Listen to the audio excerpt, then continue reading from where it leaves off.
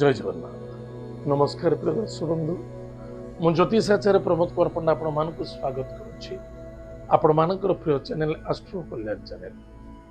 प्रिय दर्शक बंधु जो व्यक्ति मान उक्त चैनल को देखुंटे सब्सक्राइब करना सब्सक्राइब करूँ लाइक करूँ अधिक अधिक शेयर। एवं आसतु जानिमा शनिदेव नक्षत्र परिवर्तन द्वारा शनिदेव अच्छा कौटी ना मीन राशि अच्छा उत्तर भाद्रपदा नक्षत्र थे 17 मे 2026 रु 9 अक्टोबर 2026 पर्यंत शनिदेव रेवती नक्षत्र को गमन करेंगे। ताले रेवती नक्षत्र स्वामी हेले बुध, देवता हेले भगवान विष्णु। ताहले जो व्यक्ति जन्म जातक राशि होची वृष राशि अन्यथा लग्न होची वृष। जदि आपण पाखरे जातक नाही नाम राशि होची वृष राशि निश्चित रूप से आपण बड़ परिवर्तनता देखा दब।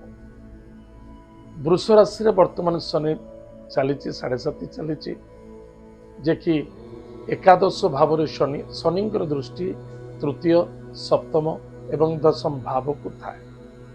ताहले शनि मीन राशि रे तृतीय भाव होची वृष राशि। इति वृष राशि व्यक्ति मानक कौन फलाफल एकादश भाव देखा दउछि। ताहले प्रिय दर्शक बंधु मन रखिथिबा दरकार रेवती नक्षत्र गंडमूल नक्षत्र अटे किंतु स्वामी होचंती किए ना बुध, बुद्धि, विद्या, ज्ञानर प्रतीक। एथिपाई धैर्य बहुत आवश्यकता अछि। शनिदेव कर्मर प्रतीक, फलर प्रतीक अटंती। शनि किंग मेकर मध्य अटंती। ताहले प्रिय दर्शक बंधु एकादश भाव हला आय यानी इनकम सोर्स। निश्चित आपण जबरदस्त सफलता देखा दब। समस्त आज दिवस आवश्यकता अच्छे इनकम पैसा समस्त आवश्यकता अच्छे किंतु खाली आवश्यकता अर्थ नुहे एकादश भाव धर्मर प्रतीक अटे। जदि आपण धार्मिक स्थल अच्छे बा धर्म किसी करुचंती भगवान को मान्यता दौरान जेजा जेजा धर्म चाहे आपण हिंदू हूँ मुसलमान हूँ ख्रीस्टियान हूँ जैन हूँ जेकोसी धर्म था ना कहीं आप निज धर्म को निजे रक्षा करने अत्यंत आवश्यकता अच्छी। धर्म ग्रंथ पाठ करुँच धार्मिक स्थिति अच्छा जीव एवं मनुष्य प्रति कीटपतंग प्रति दया रखिंट निश्चित रूप से आपन को सफलता मिल। आध्यात्मिक मार्ग में यथेष्ट लाभवान हे। आर्थिक स्थिति सुधार देखा दब एवं कर्म क्षेत्र सफलता मिल।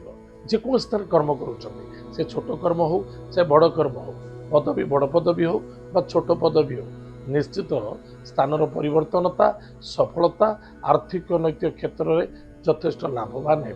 सम्मान प्राप्ति हो कारण शनि पंचम भाव वृष राशि पंचम भाव शनिदेव सप्तम भाव को दृष्टि संतान को पाई आनंदित हे एवं आपणकर बुद्धि आपणकर विद्या आपणकर कर्तव्यता आपणकर निष्ठावान बड़ उच्च कोटर देखा दब कारण शनिदेव कृपा पड़ो एथिपाई सम्मान देखा दब।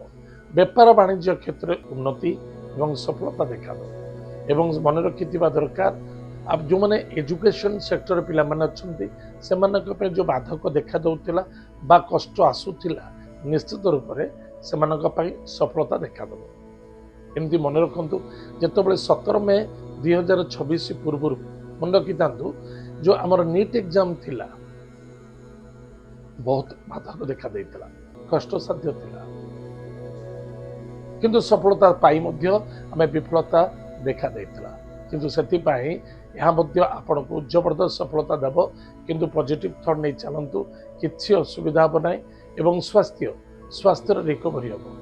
जो व्यक्ति मानकर स्वास्थ्य बहुत कष्ट थिला बा पीड़ा देखा जाउतिला शनि ग्रह द्वारा 7.5 हो ढाया हो चाहे महादशा हो चाहे अंतर्दशा हो चाहे प्रत्यांतर दशा हो चाहे शनि आपणकर लग्न षष्ठ अष्टम द्वादश भाव में जन्मगत समय आपण लग्न कुंडल थिला सेथिरे मध्य सुधारता देखा दब। ताहले कौन प्रतिकार करिबा प्रत्येक दिन प्रातः समय स्नानादि कार्य सारी गुरुजन व्यक्ति मानकु प्रणाम करिबा एवं जीव आत्मा प्रति दया रखिबा निष्ठावान होबा पवित्रवान होबा पुराणा कथा को केबे आलोचना करबा उचित नुहे। सदा सर्वदा निष्ठा कर्तव्यवान होई रहिले आपण अधिक अधिक सफलता पाइबे। धैर्यर आवश्यकता अछि, धैर्य नहले किछि करि परिबे नाही। प्रत्येक शनिवार मंगलवार दिन सुंदराकांड पाठ करंतु एवं निज कर्म क्षेत्र को आगू बढ़िया सत चेष्टा रखंतु।